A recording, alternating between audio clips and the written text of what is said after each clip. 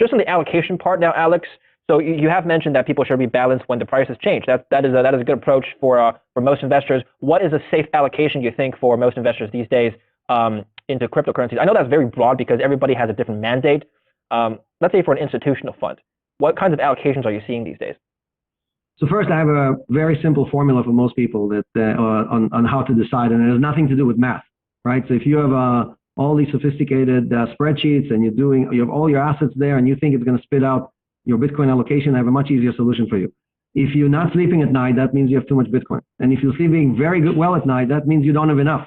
So what I recommend for people is to be right on the edge, and that is how much exposure you're willing to take. If you're not checking the price of Bitcoin in the morning, that means you probably don't have enough. And if you're checking it every hour, that means you have too much. So for funds or for institutions, it really has to do with their charter. What do they tell their investors? What do they tell their limited partners? Yeah. And some funds are obviously 100% in crypto, if that's the charter of the fund. Right. And some funds are 5 to 10%. So really, there's no simple answer, but we're seeing more and more dedicated funds that are focused on providing exposure to these different assets, especially in Canada. And I think there's going to be more and more of these. For example, you can buy right now a GBTC, which is a grayscale product, at a 27% discount. So if you're looking for an exposure for Bitcoin, you can buy it at a very substantial discount instead of buying Bitcoin itself.